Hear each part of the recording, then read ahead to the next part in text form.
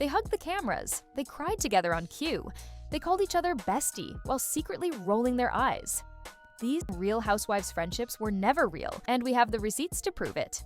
Behind the glamorous parties and dramatic confrontations lies a production machine that carefully orchestrates storylines, arranges meetings, and sometimes creates relationships out of thin air. While the emotions we see may be real, the foundations of many of these friendships were anything but authentic. Let's dive deep into Real Housewives friendships that were fake from the very beginning. 1. Nene Leakes and Kim Zolciak. When The Real Housewives of Atlanta, viewers were introduced to what appeared to be a tight-knit friendship between Nene Leakes and Kim Zolciak. The two were presented as close confidants who shared secrets, went on trips together, and had each other's backs. However, the truth behind their relationship was far more manufactured than anyone realized at the time. According to their co-star Sheree Whitfield, Nene and Kim hadn't spoken in years before the show began filming. They weren't actually friends in real life, and their relationship was essentially arranged by producers to create compelling television.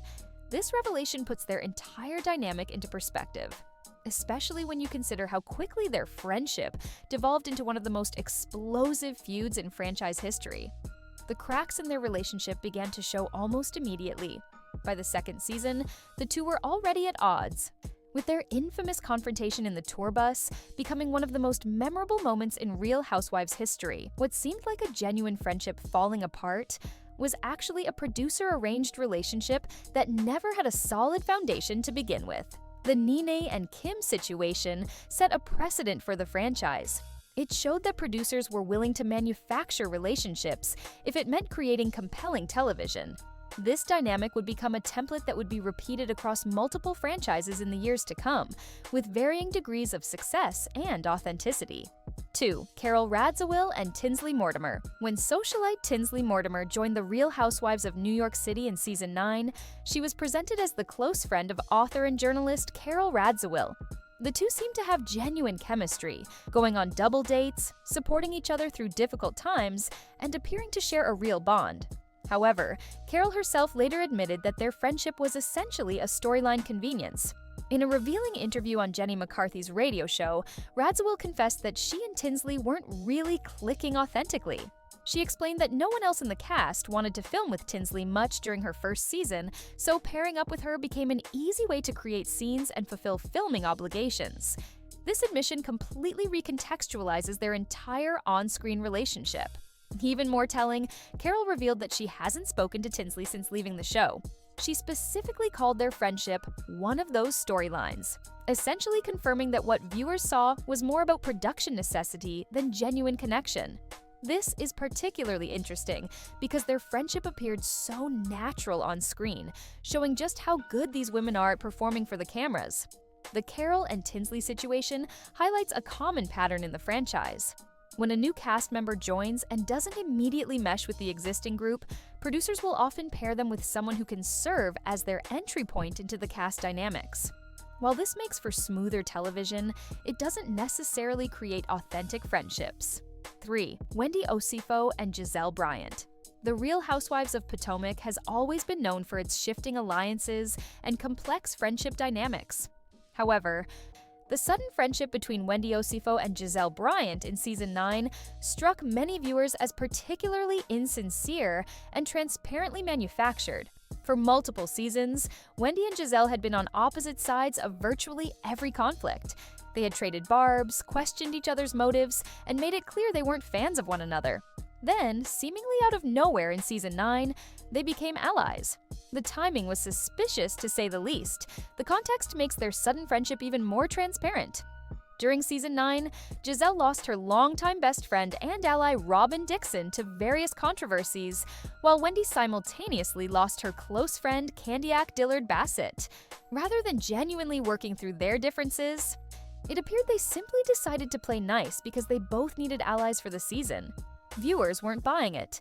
The friendship felt forced and strategic rather than authentic. Their interactions lacked the natural chemistry that genuine friendships display, and their alliance seemed more about convenience and survival within the cast dynamics than any real connection. It was a perfect example of how the pressure to create storylines can lead to transparently fake relationships. 4. Lisa Rinna and the Yolanda Hadid. One of the most controversial storylines in Real Housewives history was the Season 6 drama surrounding Yolanda Hadid's Lyme disease diagnosis on The Real Housewives of Beverly Hills. At the center of this storyline was Lisa Rinna, who questioned Yolanda's illness and even brought up the possibility of Munchausen syndrome. However, Rinna later claimed the entire situation was orchestrated by another cast member. According to Rinna's later claims, Lisa Vanderpump masterminded the whole situation. Rinna said she took the bait and that Vanderpump caused it all, essentially claiming she was manipulated into questioning Yolanda's illness for a storyline. This revelation suggests that what appeared to be genuine concern or conflict was actually a manufactured drama designed to create television moments. The implications of this are significant. If Rinna's claims are true, it means that a deeply personal and sensitive topic, a cast member's serious illness, was weaponized for entertainment purposes. It also suggests that friendships and alliances were being formed and broken based on producer intervention and planned storylines rather than authentic relationships. This situation demonstrates how far some cast members are willing to go to create compelling television, even if it means participating in storylines that they later claim were manufactured by others. It raises questions about authenticity throughout the franchise and makes viewers wonder how many other spontaneous conflicts were actually carefully planned. While specific friendships stand out as particularly fake, it's important to understand the broader context of how Real Housewives shows are produced. According to multiple sources and cast member revelations, many storylines are entirely manufactured, with each cast member having a dedicated producer who works with them to create narrative arcs. These producers don't necessarily script dialogue, but they do orchestrate situations. They decide which cast members should meet for lunch, which events should be attended, and which topics should be brought up. They strategically divide rooms and seating arrangements to force certain interactions. They plant seeds for conflicts and then watch them grow. This behind-the-scenes manipulation means that many friendships we see on screen aren't developing organically.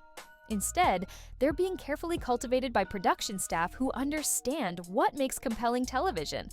A producer might suggest that two cast members who barely know each other should grab coffee together, and suddenly a new friendship is born on screen. The women themselves have admitted to this process. They acknowledge that while their emotions are real, the circumstances that trigger those emotions are often manufactured. A genuine argument might occur, but the lunch meeting where it happens was specifically arranged by producers who knew conflict was brewing. This doesn't necessarily make everything fake, but it does mean that the friendships we see developing on screen are happening within a highly controlled and manipulated environment. The question becomes, can genuine friendships form under such artificial circumstances, or are they all, to some degree, performances for the camera? 5. Sonia Morgan's engagement to Harry Dubin. Sometimes the fakery extends beyond friendships to actual relationship milestones. During Season 12 of The Real Housewives of New York City, viewers watched as Sonia Morgan got engaged to Harry Dubin, a man who had previously dated multiple women in their social circle. It seemed like a shocking and dramatic moment, until the truth came out. According to Heather Thompson, a former cast member, Sonia's engagement was completely staged and totally fake. Thompson claimed that the ring wasn't even Harry's. Instead, it was allegedly a ring that Ramona Singer had been wearing, which she took off and gave to Harry so he could pretend it was his own and use it for a fake proposal. If true, this reveals an astonishing level of deception. It means that a supposedly life-changing moment, an engagement, was completely fabricated for the cameras. The emotional reactions, the surprise of other cast members, the subsequent discussions about the relationship, all of it was built on a foundation of lies. This example shows that the manufactured nature of Real Housewives extends beyond just friendships. Even major life events can be staged for dramatic effect.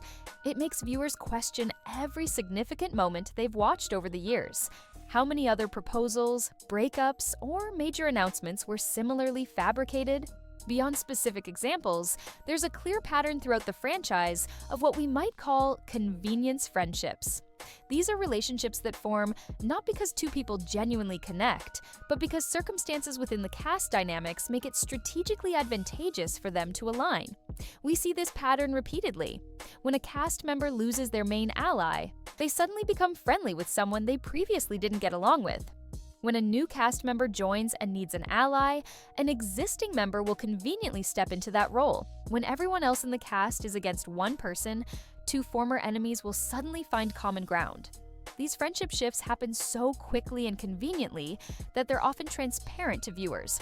The women will go from trading insults in one episode to planning vacations together in the next, with little explanation for the dramatic shift beyond strategic necessity.